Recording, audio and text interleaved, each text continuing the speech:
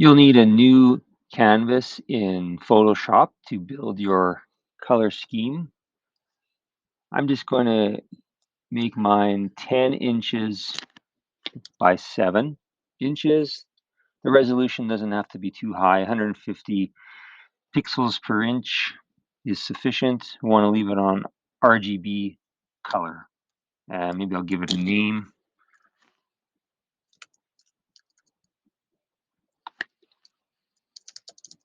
Color scheme. Now I want my mood board image on this canvas. So you should have yours saved to your desktop, most likely as a PDF, and that's fine. You can place it on this canvas. So File, Place Embedded. I'm going to navigate to my desktop. It'll look a little bit different because I'm doing this on my Mac, but that's okay. Mood board, mine's a JPEG. There we go.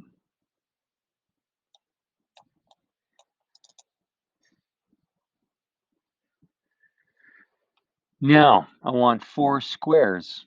So go over to my rectangle tool. And I want to go up to the top properties here under images and layer, and I want to ensure that it has any fill is fine. It's going to default back to the last foreground color that I used. But in the stroke setting, I want to make sure there isn't a stroke. So the red diagonal, the cross, no stroke, the slash. Okay, so now I hold my shift key down when I drag out my rectangle and a perfect square will be made. Now what I want to do is make a copy of that rectangle. So the easiest way to do that is just to hold my Alt key down and click and drag. Then I want to go over to my layers panel and rename it. So rectangle 1 copy, I'm going to double click on that name and I'm going to call it rectangle 2. And then I have to remember where it is. So like I think I want rectangle 1, so click on that layer, to be here. And then I want my rectangle 2, got to click on that layer in the layers panel so I can move the object. I want it to be there. Okay, now I'm going to hold down the Alt key again and drag rectangle 2 down and put it over here. And then I'm going to go to my layers panel and rename that rectangle 3. And then I'll just quickly duplicate rectangle 3.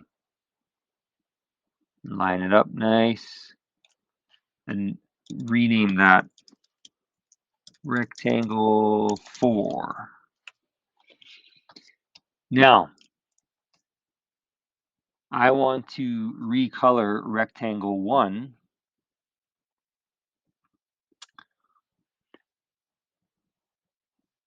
with one of the colors from my mood board. And you can ignore the fact that it already kind of is, isn't it? And that's because I was practicing this before making this video. So anyway, let's just pretend that these rectangles are, maybe what I should have done perhaps is made them all different colors. They weren't like from my mood board. Like let's just say they're all orange. So rectangle 2, orange, rectangle 3, orange. You look at where I'm clicking, by the way, in the properties panel under the appearance. So I'm going to draw your attention to that in a minute here. Okay, maybe that's a little bit more authentic because your rectangles that you make aren't going to be colors from your mood board. And that's kind of the point. That's what we're going to do. So let's do that. So I'm going to go to my rectangle 1 layer and I want to change the color of it, but I want to sample a color from my mood board. So the first thing I'm going to do is that. So I'm going to use the eyedropper tool. You can just press I on your keyboard, but make sure all your other tools are off before you do that.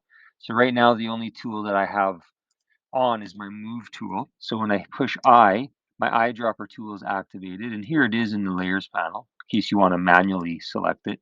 near the top. So now I'm going to zoom in, Control plus, and I want to sample one of these colors from my artboard, like one that I like and I think I might want to use in my graphics for social media. So I like the blue of this man's suit, so I'm just going to sample it. And when I click on his lapel, look at how my active color becomes the color of his suit. Now I'm going to double check that I'm on I'm on layer 1. That's the layer I have active. I'm going to click on the white arrow down near the bottom of my layers panel. The direct selection tool is the one I want to select. The tool I want to select, direct selection tool. Now when I click on my rectangle 1, and I remember that that was the top left rectangle, it is indicated by a selection box. I'm going to go over to my properties panel on the far right. Remember, if you don't have a panel showing, go up to Window, and all of your panels will be there. And the ones that are active already will have a check mark beside them. In my properties panel, I have this little fill feature. If I click on that, I have a row of colors. And what's nice is it shows me the recently used colors. And the first color in the recently used color row is always going to be my last active foreground color, which is the one that I created with the eyedropper tool. So now if I click that, there we go. The rectangle becomes the color that I selected. So let's repeat that process. So I will turn off my tool just to kind of reset, go back to my move tool, turn that off. I'm going to go back to my layers panel. I'm going to click on layer 2 because that's the rectangle that I want to change the appearance of now. That was the top right one. I on my keyboard for my eyedropper tool. I'm going to select now, see, like some of this beigey wood grain. I like that. That's my active color, my foreground color. Now I need my white arrow, the direct selection tool. Click on the top right rectangle. That's the one I want to change. And go over to my properties panel. Find the fill feature under appearance. Click it, and there it is there. The first color in the row, the first recently used color is the color that I just sampled with the eyedropper tool. And when I click it, my rectangle changes because I had the rectangle selected. Turn off my tools. Let's do all that over again. Zoom in a little bit. I want to get one of these. So eyedropper tool, I want to get one of these. This kind of warm red, maybe from these books. There. Remember that you might have to zoom into the photos on your mood board. Okay. Now I forgot to do something. I forgot to go to rectangle 3, but it's not too late because my foreground color has been sampled. It's fine. It's just sitting there. I'm going to turn off my eyedropper tool. Click on rectangle 3 in my layers panel. So I know that that's the active layer. Now I will activate my direct selection tool, the white arrow. Click on rectangle 3, go to my fill in the appearance section of my properties panel and select that color. And then I'll do my last rectangle. So rectangle 4, layers panel, eyedropper tool, and I want something really light in value. Maybe even from the book. I'm just watching my foreground color here change as I select from the photo.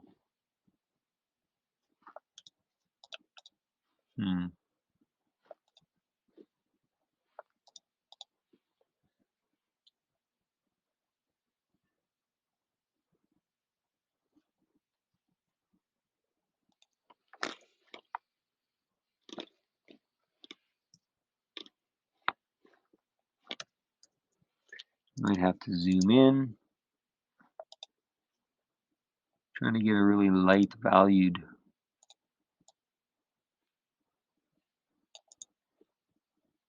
Let's have a look and see what that does. Okay, so now my direct selection tool, click on my last rectangle, rectangle 4. It's really close. Oh, that's not too bad. So there's my color scheme. Next step, this is really neat. Over by your properties panel, you've got a libraries panel. And what you want to do is click on My Library in the libraries panel. Go back to your artboard with your move tool. Go to your layers panel, hold down the shift key and click on all 4 rectangle layers. Make sure your shift key is held down because what's happening is you're selecting all 4 of those layers. Now you can let go of the shift key, click on one of the rectangles on your canvas, drag it into your libraries panel and let go, and it will be added. And you can see on mine, I've already done this once. So I should actually delete one. I'm going to click on this one here that I did earlier and drag it to the trash can. So now we just have the most recent one. So this is really neat. Watch what I'll do here. If I open up a new canvas,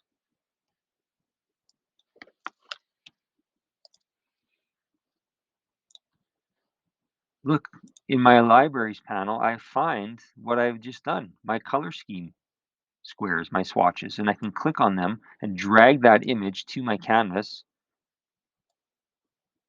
And there we go. They could be like maybe I'm working on a new social media graphic and I have these colors here to sample from with the eyedropper tool. So in other words, if I make a new shape, I can repeat that same process that we were using. I can use my eyedropper tool to sample this color from my color scheme to make it my foreground color. And now I can change the color of my ellipse.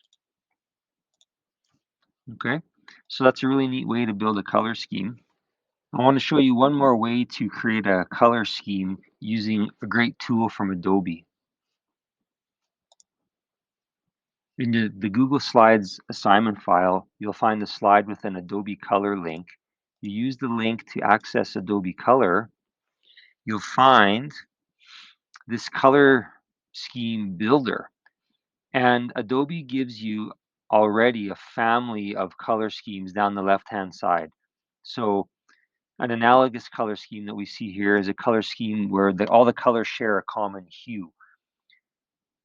If you click on the tool and move it, what'll happen is the analogous theme will stay intact. So in other words, all the colors will remain analogous, but what we're doing is we're changing the set of colors, but they're all still remaining analogous. Similarly, if I click on, say, in the left selection area, if I click on split complementary and then move the tool, move some of the colors, they're all going to still remain in a split complementary formation. But what's neat is we can use the custom setting to maybe just move one of those colors. So you might want to play with this and try to match or get close to the colors that you like from your mood board.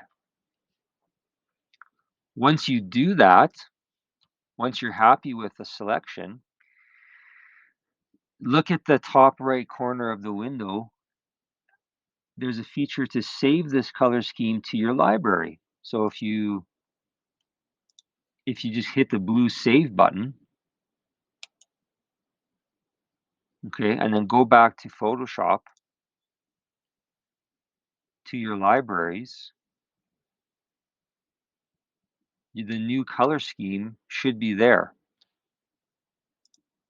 So let's have another look at my, maybe I'll make it a little bit different because it's similar to one that I'll use an analogous. Let's go into the blues.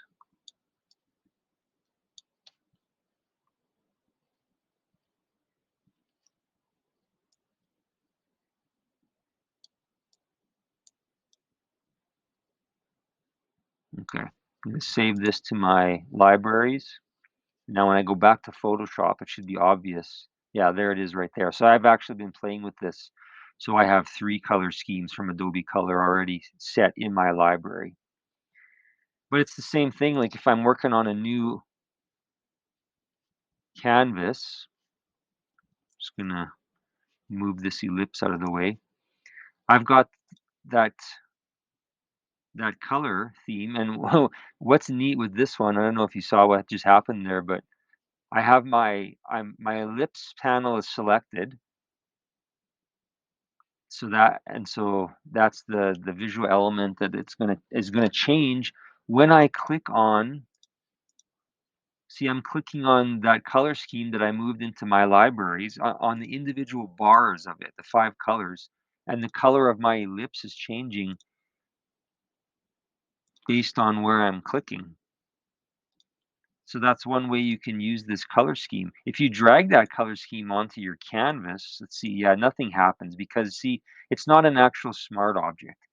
It's just a collection of colors. But another thing that's nice about it is if you select it in my libraries and you look up in your at your swatches panel, you'll see that the colors are appearing in your swatches panel, which is another nice way to change the color of an object. So for instance, I can use my direct selection tool, click on the ellipse, and then go up to my swatches row. And if I choose one of those colors, it's going to change my ellipse to being that color. All right, so there's 2 ways to build a color scheme in Adobe Photoshop and then actually saved as a file or at least saved in your libraries so that it's accessible in any file or in any project that you're working on. Ask for help if you need it.